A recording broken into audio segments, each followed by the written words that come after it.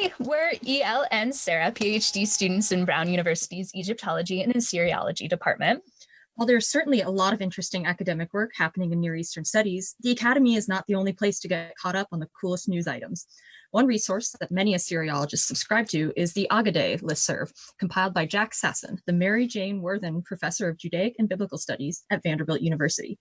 For more than 2 decades, Sasson has been sending daily emails highlighting books, news, and opportunities within the field, which we want to share with you.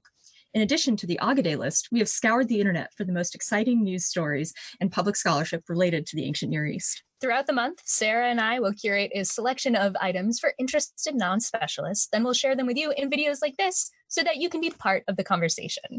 So let's jump right in.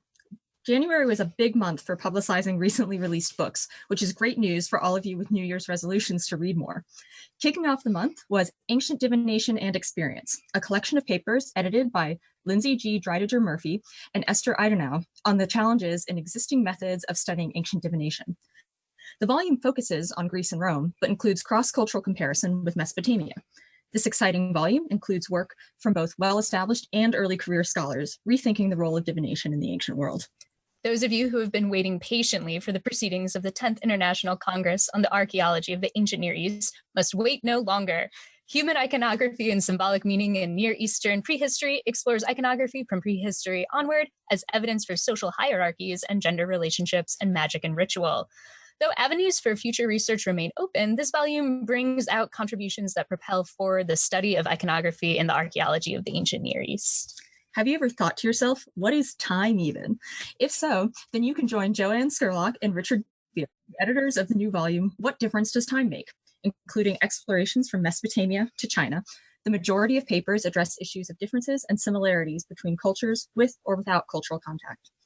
Rounding out the excellence in edited volumes from this month is Testing the Canon of Ancient Near Eastern Art and Archaeology from Amy Gansel and Ann Schaefer. This volume is the first in-depth study of the ancient Near Eastern canon with essays on heritage archaeology, curation, and local art.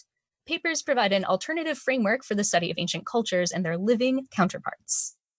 Having undertaken a similar Agaday mining mission, the International Association for Assyriology has compiled a list of books published between October 1st, 2019 and December 31st, 2019 in the fields of Assyriology and Mesopotamian archaeology. Check out their website for the very comprehensive and helpful list. To highlight another interesting book published this month, Francis Reynolds' A Babylon Calendar Treatise, Scholars and Invaders in the Late First Millennium BC, provides a collection of all known First Millennium Akkadian calendar treatises, along with a discussion of these calendars. Curious how Babylonian astronomy and astrology, warfare with Assyria, and even battle myths all contribute to a calendar?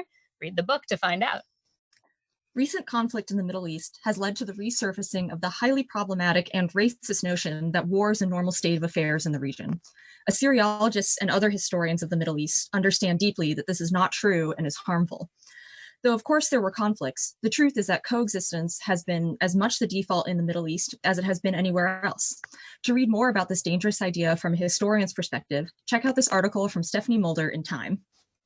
January saw the launch of the digital platform for Forging an Empire, Hittite Imperial Administration from the Mediterranean to the Euphrates. The research project based at the Tel Aviv University offers a new perspective on the Hittite administration of the empire's periphery in Syria. The incredibly thorough site allows users to browse records based on location and stay up to date with the research coming out of the project. While archaeologists work to uncover the past, archaeology has its own past.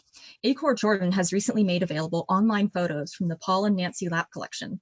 The photos provide a unique record of life on excavation, features numerous archaeologists, some of whom you might recognize. Check them out on Acor's website. As archaeology looks into the past, it is also speeding into the future. In a JSTOR daily article from this month, Mary Prendergast and Elizabeth Sawchuk explain how archaeological discoveries and the accompanying analysis is happening faster than ever and is shaping the very fabric of how we think about human history. In our world full of artificial light, it is sometimes easy to forget the power of the sun. Earlier this month, visitors to Deir el-Bahari, built by Hatshepsut, witnessed a rare phenomenon when sunlight illuminated the sanctuary. You can read more about this astronomical phenomenon from a recent article in Egypt Today.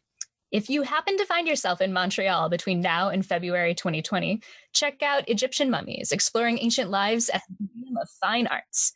Done in collaboration with the British Museum, the exhibit features 3D models of mummies and their funerary objects and uses them to highlight the particulars of everyday existence and the process of mummification. The University of Munster has launched what will hopefully be an excellent tool for Egyptology students and researchers alike. Egyptiaca is a searchable database of Egyptological literature. The site allows for searches in a variety of forms and results in a number of different languages. While historians of the ancient world are often fighting against the dearth of available sources, we are also plagued by the sheer amount of cool stuff that has yet to be studied. Hyperallergic profiles this problem, and how we deal with the unpublished material from archaeological expeditions that has yet to be studied or even translated.